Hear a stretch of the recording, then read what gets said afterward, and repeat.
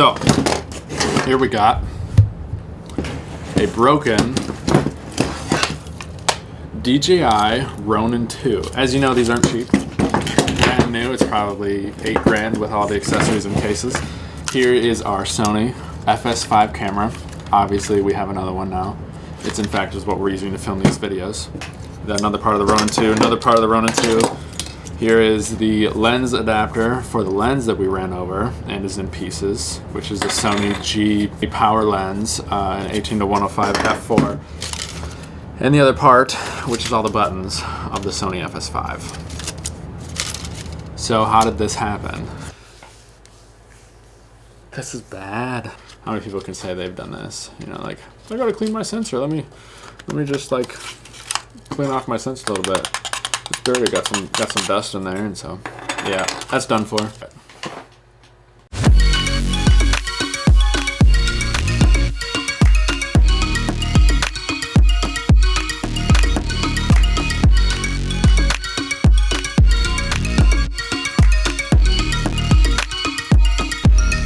This is the channel that you get a little nugget of wisdom on the peak of the week. So you might be thinking, Jacob, why didn't you have insurance? Well, I wish I did have insurance. And I'm here to tell you that insurance is very important. Even as a startup company, I used to look at insurance as like I don't want to spend, you know, $100 a month or $800 a year, whatever it is. My policy is a little bit more than that now as the company's grown. But I just like, if I can save this money here, not pay for insurance, because I'm never gonna have to use insurance. All these other guys use insurance and I hear about their stories, but that won't happen to me.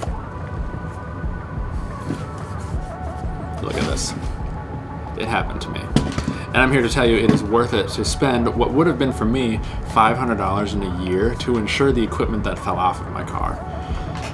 How did it fall off my car? Well, this is 2019 now, and it is the first year that I built our camera car, which essentially was a bunch of 2-inch swivel speed rail clamps bolted to the tow hooks and the roof rack of our BMW. And then we had off of that what I created, kind of this triangulated shape that hung the rig wheels slingshot, and it was just awesome. Super easy to set up, relatively cheap in comparison to what's out there. It produced results that I was happy with and the clients were happy with, and most importantly, I didn't have to hang out of a car anymore. In years past, I've always just, hey buddy, you know, with a convertible sports car, you come drive me on this rally, I'll pay for you to come and have this fun time, and then I'm gonna hang out your car and film it. Crown Rally was a Thursday, Friday, Saturday, Sunday event. This was Saturday afternoon when we had left the lunch stop, skipped a couple of checkpoints to get ahead of the rest of the rally, and we were going to the racetrack. I was like, you know what? We're just gonna skip these checkpoints and we're gonna drive straight to the track so we can get there, film people rolling in. And I left the camera hanging on the front of the car thinking, you know, it'd be convenient. There's no space in the car. Let's just drive. We're gonna get there in an hour. No problem. We'll film some B-roll along the way, because we always end up passing people on the highway. And we come up to kind of like the clover leaf, so you exit one highway to get on the next one, and it does the huge clover leaf like this, and you kind of go around and around. And we come into the bridge. It's always like a bridge, and there's that bump. And we went down into this bump up, and I was like, oh, that was a big bump. And I look over at my buddy Andres, who's managing the camera, and we come into the next bump, and I'm like looking at him kind of laughing because I see the camera bounce. Just crazy. When you see these cameras bounce, you're just kind of like, oh, is it gonna fall off? It never fell off. I'm looking at Andres talking, and we hit the next bump, and he's just like, like slow motion. He's like, Jacob, and I'm like, what is it? I look forward, and the camera is falling. It's on the front mounted of the car, and it's falling down, hits the ground, and like I was on the brakes, hard lock up, like nobody was behind me, but it wasn't fast enough, and the camera went down, hit the ground. The car drove over it. We pulled over, got out of the car. It took me a second. I was like, this is bad. I probably look like this. Just knowing that I had run over gear that I didn't own, and it wasn't specifically listed on my insurance policy. Andres and I get out of the car, we go, we look at it, we assess the damage. The FS5 is on the other side of the highway, the lens is over there, the gimbal is like still attached to the car but broken and then strung out underneath it like we had run over. It was bad. We bundle it all up. A couple of ralliers caught up. They saw the damage. They're like, oh my gosh. I'm like, yes, oh my gosh. And at this point, you know, we had met Savage Garage, the YouTube channel. And so I looked for them immediately. I said, hey, Jimbo. We'd become buddies over the last few months from the first Crown Rally. And I was like, I have got a bit for your show or for your channel. He's like, all right, I like bits. So I said, hey, you know, this camera car, whatever. And I texted him a picture of the damage, and he was just like blown away. But I just got a really, really bad text. And it's one of those text messages that you get where you laugh, you say, holy shit, are you okay? And then you laugh a little bit more, and then you show it to friends. So you're about to see that now. I got a text message from my buddy Jacob, who's running production for this. And you know, last year we blew a wheel. I don't know if you remember. Now that, my guy, is fuckcocked. That's almost squared. I don't think I can fix this. Yeah? This is a text message I just got from him. Wait, how is he up in the air floating? Just Oh, zoom you in. You'll see what it is. Oh, Yeah. Yeah, this is not something you ever want to get, ever. That's Jacob's camera car. That's Jacob in the air. Yeah, that's Jacob floating in the air. And that's what used to be his camera rig on his car.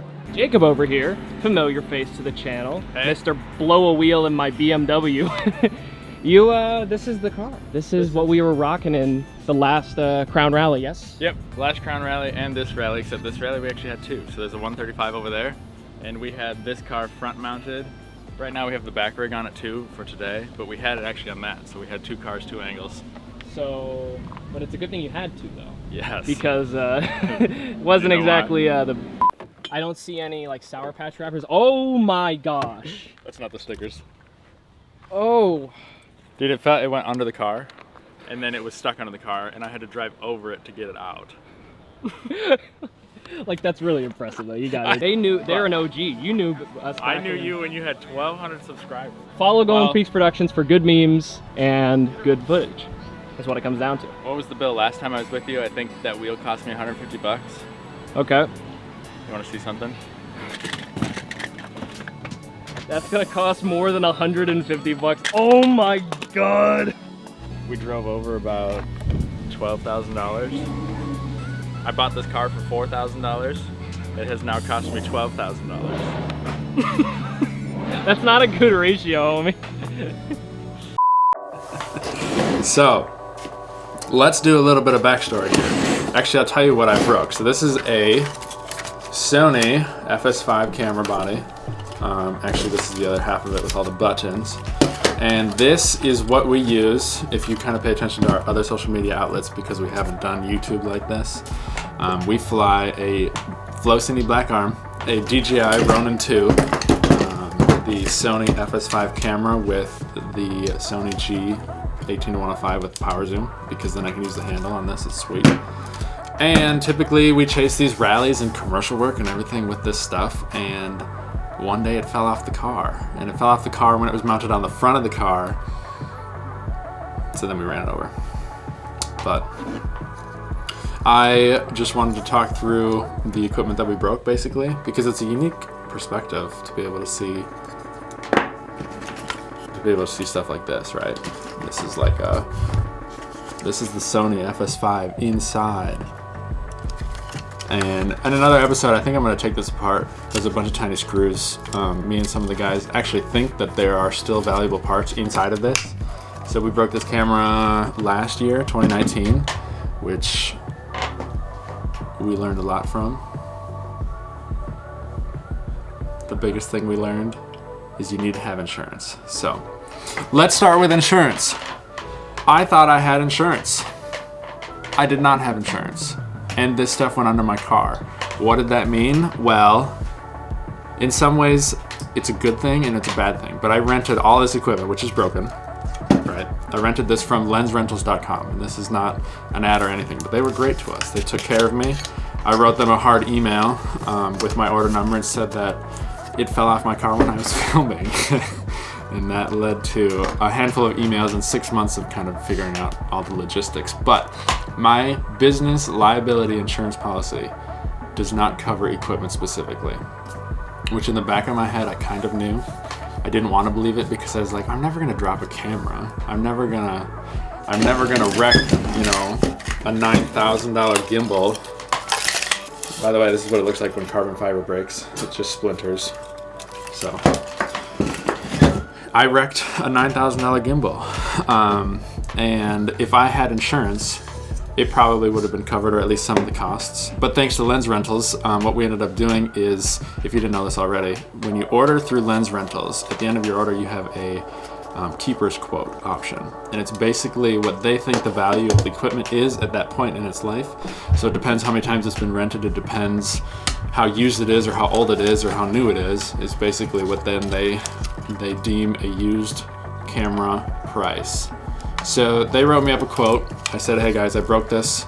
I did not purchase your insurance, which was dumb because I could have bought insurance through the renter. And they came back and said, well, we got one of two things. You could buy it out as a keeper's quote, basically just buying broken equipment, or you could pay us back for what it would cost. And it ended up being cheaper to buy their keeper's quote. And I've done this before, so I own a Ronin 2 that is not broken.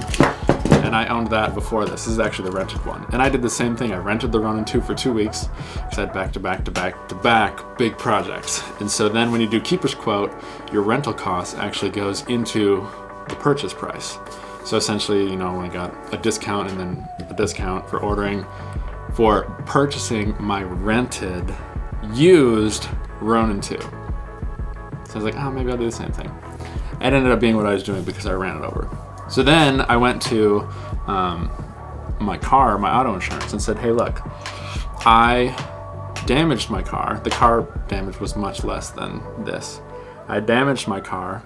Can I cover the cost of the equipment or what did the damage through my policy? There's a handful of conversations back to back, and it kind of came out to this gray area, and I decided to be responsible, I guess. He said that there's a chance that you could do this and send it to claims, and then they would have to audit and go through the whole process and why and how and when you were using it and when it broke. And it was too much of a gray area, because if it did not get claimed, odds are they would drop me, because it would be a false claim, whatever you call that, a wacky situation. So I bought a Sony FS5, the lens, the camera, all the accessories that came in my order, the Ronin 2, and it was about $11,000 out of pocket, which, not terrible considering this equipment brand new. It's a few years old. It is closer to probably 30 grand hanging off of the car. So that was a learning mistake. What would have helped this? Let me tell you, insurance. Insurance is what would have saved us, you know. So, to you guys out there, there's a few resources that you can use for insurance on your equipment so that you can avoid mistakes like this. So what would have saved us money and time, because the entire process of figuring out what to do with what Goldenpeaks had done to Lens Rentals equipment was about 8 months of emails and phone calls and deposits and trying to figure out, because I love working with Lens Rentals and I wanted to keep that relationship happy and healthy, and they liked me as a customer from what I gathered, and they wanted to keep me happy. So we came to a happy medium. I purchased their keeper quote value of all this, which was about $10,000, and at the time that was kind of like a big price tag just to swallow. And what would have saved us with 5 clicks would have been going to insuremyequipment.com, which this video is not sponsored, and purchasing a policy up to X amount of dollars that you would need on certain gears. You can list them by serial numbers, by just make and model, purchase price, obviously, and then what you think it's worth, and they'll insure it. And I could have done that for $500 for 1 year, and this would have been covered. But instead, it was $10,000. Moral of the story is, Moral of the story is you can't trust the system. Did you possibly recover any of the footage? Like, were you rolling when this happened? Okay, this is a good point. I was rolling when this has happened. And another video that we'll do, which I don't know if it's on the channel yet or not, is how our camera car is set up. But basically, you know, the Sony FS5 has 2 SD card slots, which would go right here. And you can run recording internally on the camera, or you can send a signal through the SDI cables, which is what we do. So we run a long SDI cable from the top of the Ronin 2 all the way across the booms into the car, into the cabin, where we record onto a Atomos Shogun Inferno. So the recordings that we have are all safe and sound. It was kind of like a last resort protection. So what broke was the camera, the lens, the gimbal, but all the footage was safe because the internal recorder was inside the car. So it dropped off and fell down and went under the car, and it tore the wires and everything apart. And then all the footage was fine. So I was thinking safety there, but I didn't have a safety cable. I didn't have insurance. And I wasn't even recording when this happened. We just had it hanging off the car because we were driving to the next destination, which is probably the biggest bummer. That's what I was kind of like. That's a big bummer. So you could learn from us, buy insurance. Even if it makes you feel poor, because month to month it's an additional expense, or if you buy a full plan in 1 year, it is worth it. The insurance plan to cover this equipment, which I immediately booked for the other camera car after wrecking this equipment on that trip, was $500 for the year, which is $9,500 less than it cost us to cover these damages with lens rentals, which is a hard reality. So don't forget to check out our other channel, which is actually our main channel, Goldenpeaks Productions. This is Goldenpeaks Productions Extras, where we're showing you behind the scenes, we're showing you offloaded content, compilations, experiences that we have. We are going to teach you things about cameras that we've learned the hard way so that you don't have to learn that way. And if you like our content, feel free to check us out on social media as well. Our website, everything at Goldenpeaks Productions.